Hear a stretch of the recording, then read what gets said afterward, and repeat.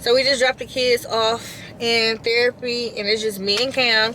So yeah, I just went to the gas station because I had to fill up my gas tank, and then I went and grabbed them some hot dogs. I do got chicken laid out, y'all, but to be honest, I don't even feel like cooking. Like, I don't know. But yeah, so Cam, I just want to let you know, like, we are on camera, and you're not in trouble, even though you did not do what I asked you to do when it comes to, like, talking to CPS workers and stuff like that. But do you remember the conversation that you had with the social worker when she came to the school? So tell everybody, like, what happened. And you know, you were sitting in class, and then someone came and got you out of the class and told you to go to the office. Okay, and then what? And speak louder so everybody can hear you.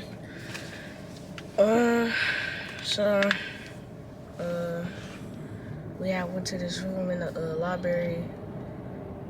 She asked me like some questions about, like, am I able to go in the refrigerator, get something to eat, able to take a shower, and, you know, some stuff like that. So she asked you, were you able to go in the refrigerator? I mean, I do understand, like, why they ask things like that, especially if the allegations were, I guess, starving y'all. But to me, that's extreme. And I mean, it's extreme for me because I keep Dion out of my refrigerator and Dondre because they will go in and out every second if I let them. And a lot of times when I'm thinking that the refrigerator is closed, it really don't be closed. And so food that is supposed to be cold is not cold. Foods that are supposed to be frozen are not frozen, because Dion is tall enough now to where he can actually go inside of the refrigerator, top and bottom. So I don't just let my kids walk and eat. Like, Cammy can go in there and get whatever he want to get, but my little toddlers, they will go in there, open up pickles. There'll be pickle juice everywhere. So if I know my kids are hungry, I will tell them, don't go back in the refrigerator. So that open door policy stuff, I know that some parents may have those with the refrigerator. I don't have that. Cam, he's able to go in there and fix himself something to eat, do whatever he want to do. He don't have to come ask me. Matter of fact, don't I get mad at you when you always ask me? Like, Cam will come all the way back there in the back room and say, can I get something to drink? And I'm looking at him like I'm not the refrigerator. I don't know if that's how it is at his father's house, but at my house, Cam, no, he can go in and get anything that he want, because, hello, like, you're old enough to get things for yourself. Dion and Dondre, not so much. Dion is autistic as well, so he likes to play in water, and Dondre just gonna do whatever he does. So, what else did she ask? Because I'm sure that wasn't the only thing that she asked. She said, you know, like, spank me and stuff like that. And then, oh, she asked you, do I spank you? Or, like, whip me. And what did you say? And I said, no. I said no. Okay, and what else did she ask?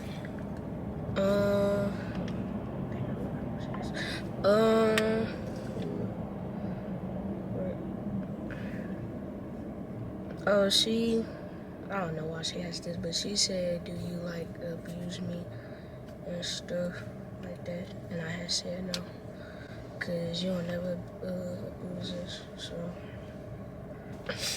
So, okay, so if you could take a guess of, like, how long she was there talking to you, how long would you say? Because by the time I made it there, she was already gone. But then you did tell me that when you sent me that text saying that CPS was at the school, and I text you back and said, remember, don't talk to nobody until I get there, I didn't know that you texted me after you had already talked to her. So, like, roughly, like, how many minutes do you feel like you was in the library talking to her?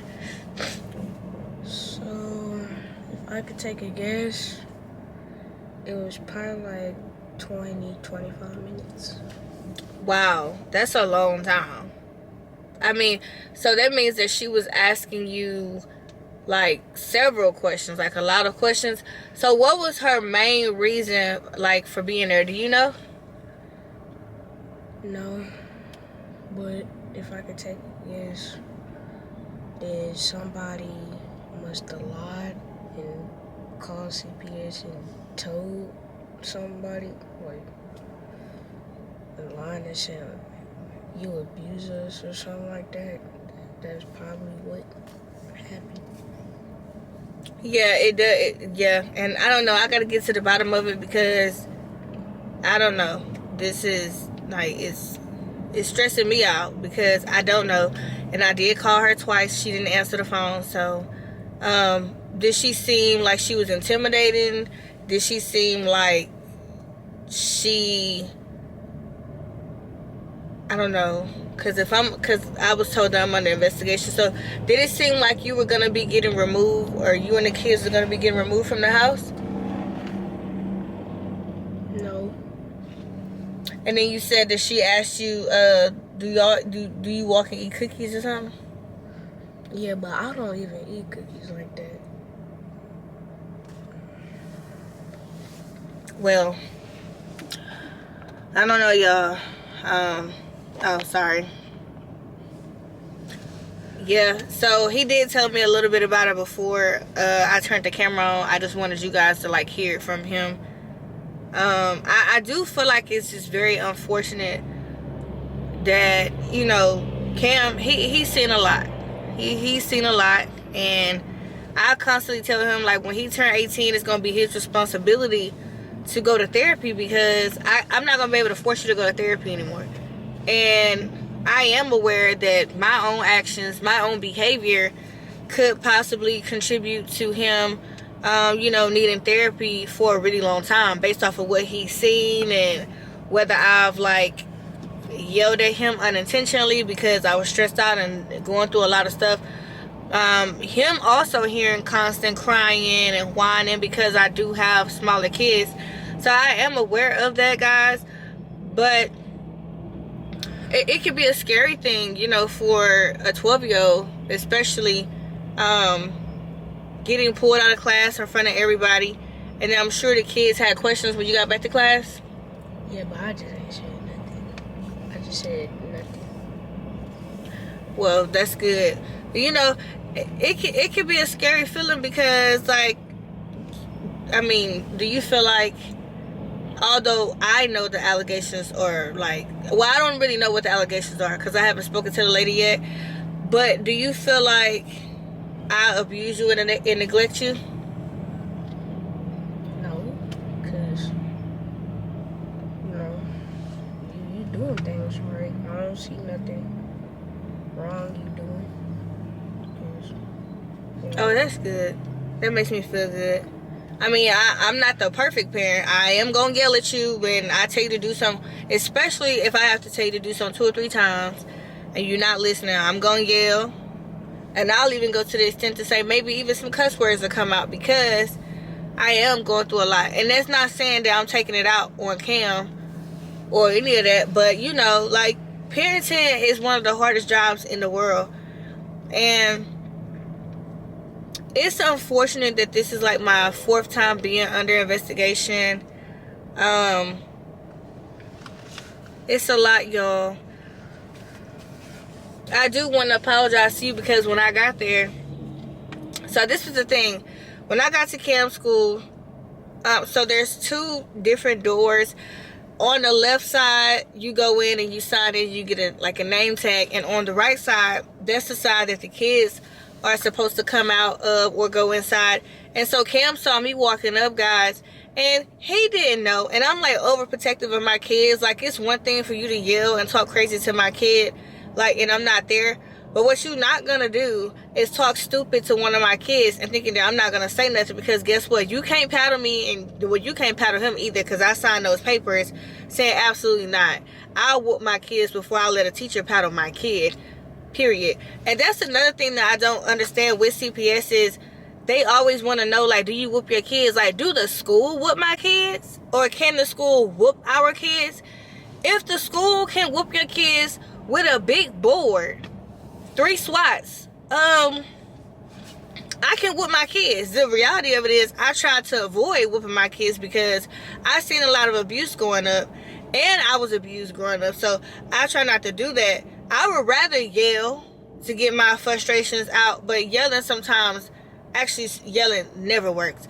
But basically, back to the story, I'm getting out the car, and you know, I'm having to get car seats and stuff out, and Cam saw me, and on impact, he opened the door, and she tried to get on him in front of me about, you know, like, not opening up the door. And so I get the school policy, but ma'am, you know what I'm saying, like, under these circumstances, he's already going through a lot of stuff. You know, he just talked to the freaking CPS lady. He don't know if he finna get separated from his brothers or, like, cut the kids some slack. So I had to get on her ass. Sorry. I had to get on her right in front of him because, no, I'm gonna step behind my kids 10 toes. Like I said, I don't know.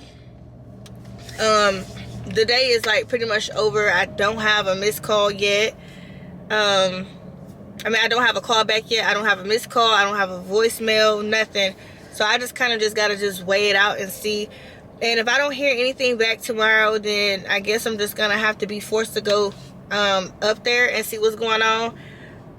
The kids are in therapy. They probably got like a good 30 minutes left. And I gotta try to get home, and I guess I'll go ahead and fix my kids this homemade garlic parmesan wings. And then I still gotta like take everything out of the cabinets and just get my room together, stuff out of the closets for the exterminators to come. So yeah, I just wanted you guys to hear from Camden, because I do consider you guys family. Like, I consider y'all family because, like, y'all have seen me at my worst and y'all have seen me at my best. And y'all have seen Cam. Camden was 6 or 7 years old when I first got on this platform. Well, he's 12 now. So he's old enough to understand what is going on. I will say this, Cam. One of the things that I am, like, just a little upset with you about is that when I told you to call me and not talk to anybody, you didn't call me. And when you text me and said that CPS was here, that was after you had already talked to her. So all I'm asking is, like, whenever somebody do come to the school, try to pull you out, I know you probably feel like as a kid I have to do what this adult say or it's going to be deemed disrespectful. You probably don't want to get in trouble. If you was to get in trouble, I guarantee you would have never gotten in trouble again, because I would have stepped through that door and I would have acted a plump fool. And like I always tell you, I don't mind pulling you out of the school. You can do homeschool if you feel like somebody is going to mistreat you, especially the teachers. Because I'm not going to have somebody retaliating against you because they don't like your mom. That's not going to happen. So next time, just be mindful that, like, you know, any little, like, because you're kind of soft-spoken, you know, like, you don't really, like, speak up, or you don't have to talk to anybody just because they pull you out of class. I feel like what you should have done was say, hey, I don't feel comfortable talking, or you don't even have to even say that. You could have just said, can I call my mom? Or, so you said somebody pull you out of the class? Well, my teacher had got a call from the office. Then I had went down to the front office. You went down there by yourself? Okay, so that was the time that you were supposed to have called me. Did you have your cell phone on you? Yes, so that was the time that you were supposed to have called me and let me know that somebody was trying to pull you out of class. You probably didn't even know what was going on, right? Yeah, I didn't even know. I thought they just wanted you in the office for something, like, small. Okay, so I understand that. But now you know, like, you don't have to talk to them. I don't care if it's CPS. I don't care if it's a police officer. I don't care if it's a judge. Because you are a minor, that is your right to say, hey, I don't want to talk. Let me call my mom. And then that would have been that on that. And then I would have been there, and then she could have questioned you in front of me. But then I would have been able to get that one-on-one time with her and say, hey, what's going on? She ain't even answer my call, so I have to find out from the actual, like, facility what's going on. And now I'm finding out that I'm under investigation. So yeah, but I mean, you did the right thing as far as, like, what you knew to do. And I'm proud of you for that. So, and then you did let me know whether it was after. You did let me know, so you did the right thing. But alright guys, it's almost time for the kiddos to get back in the car. And yeah, so tomorrow I can't get here fast enough. I do have to get home and bag all this stuff back up, take stuff out of the cabinets, and I guess I have to get Cam to help me. You want to tell these people how you lost your Stanley Cup? He lost his whole Stanley Cup, y'all. I think he gave it away to somebody. Did you give it away to somebody? I didn't.